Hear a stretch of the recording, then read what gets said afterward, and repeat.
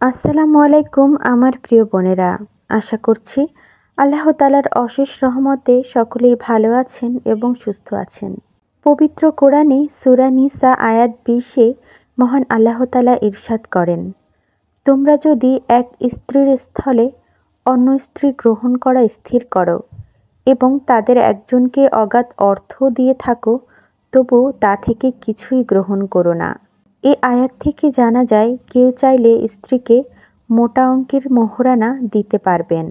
সূরা তালাক আয়াত 7-এ এসেছে, বিত্তবান নিজ সামর্থ্য অনুযায়ী ব্যয় করবে এবং যার জীবন জীবিকা সীমিত সে আল্লাহ যা দান করেছেন তা থেকে ব্যয় করবে।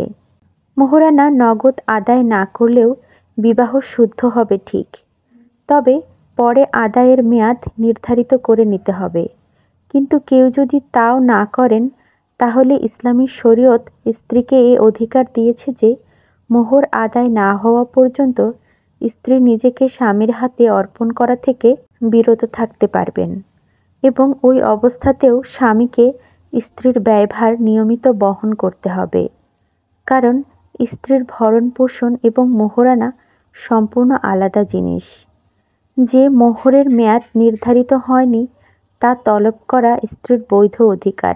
একে অবাধ্যতা বিবেচনা করে স্ত্রীর নিয়মিত ব্যয়ভার বন্ধ করার অধিকার স্বামীর নেই। ইসলামী আইনবিদরা স্পষ্ট ভাষায় বলেছেন, স্ত্রীর মোহর আদায় করে স্ত্রীকে নিজের বাড়ি নিয়ে যেতে পারবেন। যদি মোহরানা আদায় না করে নিয়ে যেতে চান আর স্ত্রী মোহরানা দাবি করে নিজের ঘরে অনড় থাকেন, তাহলেও স্ত্রীর মোহর তো পাবেনই, উপরন্তু নিয়মিত ভরণ পোষণ পাওয়ার অধিকার থাকবে। কারণ তিনি তার ন্যায়সঙ্গত দাবি আদায়ের স্বার্থেই বাড়ি যাচ্ছেন না। এমনকি মোহরানা উসুল না হওয়া পর্যন্ত স্বামীকে শয্যাযাপন, ভ্রমণ ইত্যাদি থেকে বাধা দেওয়ার অধিকারও স্ত্রীর রয়েছে। 5টি কারণে ইসলামী শরীয়ত নারীকে মোহরানা দেওয়ার নির্দেশ দিয়েছেন। 1. মোহরানা স্ত্রীর প্রতি সম্মান ও অনুরাগ প্রকাশের একটি মাধ্যম। স্ত্রী তার বাবা মা ভাই বোন আত্মীয়স্বজন ত্যাগ করে স্বামীর ঘরে আসেন। এই কঠিনতম ত্যাগ স্বীকার করে তিনি আসেন অতিথি হয়ে। তাই ইসলামী শরীয়ত মোহরানা ও বিভিন্ন উপঢৌকন দিয়ে এই অতিথিকে বরণ করার নির্দেশ দিয়েছে। আর এই মোহরানা দিতে হবে সন্তুষ্ট চিত্তে।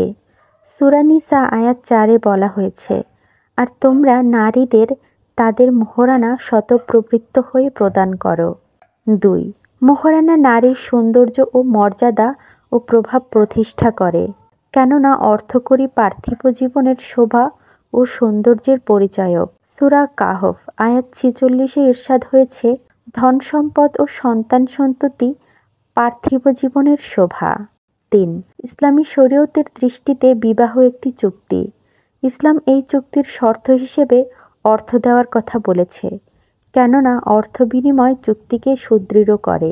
কিন্তু ইসলামে স্ত্রীর কাছ থেকে উপকৃত হওয়ার বিষয়টিকে এই চুক্তির ভিত্তি হিসেবে স্থির করা হয়নি। তাই বিবাহ হয়ে যাওয়ার পর স্ত্রীর কাছ থেকে দৈহিকভাবে উপকৃত না হয়েও যদি কেউ স্ত্রীকে তালাক দিয়ে দেন, তবু মোহরানার অধিকার বলবৎ থাকে, কেননা পুরুষ সেই চুক্তি ভঙ্গ করেছেন। তবে পুরুষ যেন সব দিক থেকে বঞ্চিত না হন সে কথা বিবেচনা করে ইসলাম চুক্তিকৃত মোহরানার অর্ধেক পরিশোধের নির্দেশ দিয়েছে। সূরা বাকারা আয়াত 237-এ ইরশাদ হয়েছে, তোমরা যদি তাদের স্পর্শ করার আগে তালাক দাও অথচ মোহরানা ধার্য করে থাকো, তাহলে যা ধার্য করেছ তার অর্ধেক আদায় করবে। 4. ইসলাম পরিবার ও পারিবারিক জীবনকে একটি প্রতিষ্ঠান কল্পনা করে। 2টি কারণে ইসলাম সেই প্রতিষ্ঠানের মূল দায়িত্ব পুরুষের উপর অর্পণ করেছে। 1. পুরুষ নারীর অর্থ ব্যয় করে থাকেন যদিও নারী বিত্তবান হন। 2. বুদ্ধিমত্তা ও সিদ্ধান্ত গ্রহণে সুদৃঢ় ও দৈহিক শক্তিমত্তা। এই 2টি বিষয় বিবেচনা করে ইসলাম পরিবার নামক প্রতিষ্ঠানের মূল দায়িত্ব স্বামী তথা পুরুষের উপর অর্পণ করেছে। এই বিষয়ে সূরা নিসা আয়াত 34-এ বলা হয়েছে, পুরুষ নারীদের উপর দায়িত্বশীল, কেননা আল্লাহ তাদের একজনকে অন্যজনের উপর শ্রেষ্ঠত্ব দান করেছেন এবং এজন্য যে পুরুষ তাদের ধন সম্পদ ব্যয় করে। অন্যদিকে পরিবার নামক প্রতিষ্ঠানে মর্যাদার ভারসাম্য আনার লক্ষ্যে নারীর জন্য একটি বিশাল অ্যামাউন্ট বরাদ্দ করে নারীর অর্থনৈতিক ও সামাজিক মর্যাদা অক্ষুণ্ণ রেখেছে। ইসলামের ভাষায় এটাকে মোহরানা বলা হয়। ৫ সূরা নিসা আয়াত ২৫ বলা হয়েছে, সুতরাং তাদের অভিভাবকদের অনুমতিক্রমে তাদের বিয়ে করবে এবং ন্যায়সঙ্গতভাবে তাদের মোহরানা আদায় করবে। এ আয়াতের শব্দ থেকে বোঝা যায় মোহরানা নারীর প্রাপ্য ও অধিকার। এর একটি বিনিময় মূল্য রয়েছে, এটি নারীর অধিকার। ছলে বলে কৌশলে কিছুতেই নারীকে সে অধিকার থেকে বঞ্চিত করা যাবে না। অর্থাৎ ইসলামী শরীয়তে স্ত্রীর মোহরানা সঠিক সময়ে আদায় করার জন্য স্পষ্টভাবে আদেশ দেওয়া হয়েছে। ইসলামে স্ত্রীকে সম্মান, মর্যাদা এবং পরিবারের ভারসাম্য রক্ষার জন্যই মোহরানা দেওয়ার কথা বলেছে। এর ফলে স্ত্রীর সম্মান এবং মর্যাদা যেরকম বজায় থাকবে, সেরকম পরিবারেও শান্তি শৃঙ্খলা বজায় থাকবে। তা অবশ্যই আমার বোনেরা ভালো থাকবেন, সুস্থ থাকবেন, নিজে ভালো থাকবেন, পরিবারকে ভালো রাখবেন। আর আপনাদের কারো যদি মোহরানা আদায় না হয়ে থাকে এখনো পর্যন্ত, তাহলে অবশ্যই আপনার স্বামীকে ভালোবেসে মোহরানা আদায় করে দেওয়ার কথা বলতে পারেন। নিজে ভালো থাকুন, সুস্থ থাকুন, আল্লাহ তাআলাকে ভালোবাসুন, বেশি বেশি নামাজ পড়ুন, সকলকে হেদায়েতের পথে আহ্বান করুন।